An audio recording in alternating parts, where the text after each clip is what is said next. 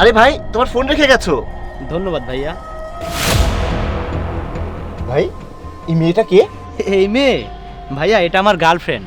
ও আচ্ছা, গার্লফ্রেন্ড। মনে হচ্ছে তুমি তাকে খুব ভালোবাসো। কিসের ভালোবাসা, এমন আরো 4টি গার্লফ্রেন্ড আছে আমার। আরো 4টা গার্লফ্রেন্ড আছে তোমার? হ্যাঁ ভাইয়া। আচ্ছা ভাই, তুমি আমাকে একটা কথা বলো, তুমি এই মেয়ের ছবিটা কেন ওয়ালপেপারে রেখেছো? আসলে ভাইয়া, আমি যখন যার সাথে দেখা করতে যাই তখন তার ছবি ওয়ালপেপারে রাখি, সবাই মনে করে তাকেই ভালোবাসি। আজকে আমি এই মেয়ের সঙ্গে হোটেলে গিয়েছিলাম, যার কারণে এর ছবি ওয়ালপেপারে রেখেছি। আসলে আমি কাউকেই ভালোবাসি না। আচ্ছা, আপনি এই মেয়ের কথা জিজ্ঞেস করছেন কেন? ভাই, আসলে 2 দিন আগে এই মেয়েটার সাথে আমার দেখা হয়েছিল। আমি তার 2000 টাকা পেয়েছি, সেই টাকাটা আমার কাছে আছে। তুমি তাকে ফোন করে এখানে আসতে বলো, আমি তার টাকাটা ফিরিয়ে দেব। ভাইয়া, এক কাজ করেন, আপনি আমাকে ওই টাকাটা দিন, আমি ওকে দিয়ে দেব। না ভাই, আমি তো তোমাকে চিনি না, তোমার সাথে তো আমার আজই দেখা হলো। তুমি এক কাজ করো, তুমি তাকে ফোন করে এখানে আসতে বলো। ঠিক আছে ভাইয়া, আমি তাকে ফোন করছি, সে বাসায় না পৌঁছালে এখানে আসবে।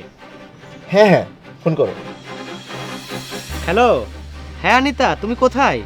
আচ্ছা, তুমি এক কাজ করো, তোমার বাসার পেছনের দিকে আসো, তোমার সাথে আমার কিছু কাজ আছে, তাড়াতাড়ি আসো। ঠিক আছে ভাইয়া, ও আসছে। এই তো ভাইয়া চলে আসছে। হ্যাঁ তুহিন, তুমি ফোন করেছিলে কেন? আরে হয়তো 2-3 দিন আগে তোমার 2000 টাকা হারিয়ে গিয়েছিল, সেটা এই ভাইয়ার কাছে আছে, তুমি ভাইয়ার কাছ থেকে নিয়ে নাও। 2000 টাকা? তুমি কি পাগল হয়ে গেছো নাকি? ভাইয়া, তুমি? ভাইয়া? হ্যাঁ, এটা আমার ভাইয়া। ভাইয়া, তুমি এখানে কি করছো? আমি কিছুই করছি না, তুই আগে বল এই ছেলেটাকে। এই ছেলে? এই ছেলে আমার বন্ধু, কলেজের বন্ধু। ও তোর বন্ধু? কিন্তু ও যে বলছিল তুই ওর গার্লফ্রেন্ড। না না ভাইয়া, আমার কোনো বয়ফ্রেন্ড নেই। তুমি এসব কি বলছো? তাহলে বল, তুই কি ওর সাথে হোটেলে গিয়েছিলি? কি? হোটেলে? ভাই তুমি কি পাগল হয়ে গেছো? কি সব বলছো? তুমি জানো না আমরা কোথায় দাঁড়িয়ে আছি? আমি আজে বাজে কথা বলছি না, সে এইমাত্র আমাকে বলেছে তুই তার সাথে হোটেলে গিয়েছিলি। হ্যাঁ বলেছে, তাতে কি হয়েছে? আর যাই হোক, আমি তাকে ভালোবাসি আর সেও আমাকে ভালোবাসে, এটা দোষের কি? আমি এখনই তোমাকে এই কথাটা বলতে চাইনি। আমি ভেবেছিলাম আমি তোমাকে পরে সব বুঝিয়ে বলবো, কিন্তু আজকের দুনিয়ায় এসব হয়। আর আমার যদি বয়ফ্রেন্ড থাকে তাতে তোমার কোনো সমস্যা আছে? আচ্ছা, তাহলে এসব করছিস? কিন্তু ও যে বললো ওর আরো 4টা গার্লফ্রেন্ড আছে। 4জন গার্লফ্রেন্ড? তুহিন, ভাইয়া কি বলছেন এসব? আরে না না অনিতা, তুমি তো জানো আমি তোমাকে কতটা ভালোবাসি, তোমার ভাইয়া মিথ্যা বলছে। আচ্ছা, আমি মিথ্যা বলছি? তুমি স্পষ্টভাবে বলেছো তোমার 4টা গার্লফ্রেন্ড আছে। না না অনিতা, তুমি তো জানো আমি তোমাকে কতটা ভালোবাসি, আর তোমার ভাইয়ার মনে হয় আমাদের সম্পর্কের বিষয়ে সমস্যা আছে, সেজন্য আমাদের সম্পর্ক ভেঙে দিতে চাই, আর এজন্য সে মিথ্যা কথা বলছে। তুমি আমার কথা বিশ্বাস করো অনিতা, আমি শুধু তোমাকেই ভালোবাসি। আপু, 1 মিনিট, আমি বলছি কোনটা সত্য আর কোনটা মিথ্যা। তোমার ভাইয়া যা বলেছে সব সত্যি বলেছে, এই ছেলে নিজের মুখে বলেছে আর আমি সব শুনেছি, তার 4টি গার্লফ্রেন্ড আছে। সে তোমাকে ঠকাচ্ছে আপু। ধন্যবাদ ভাইয়া। তুমি আমাকে এভাবে ঠকালে?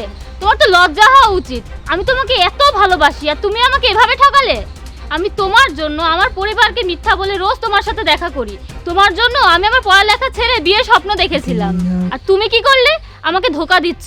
আর তোমার 4টা গার্লফ্রেন্ড আছে।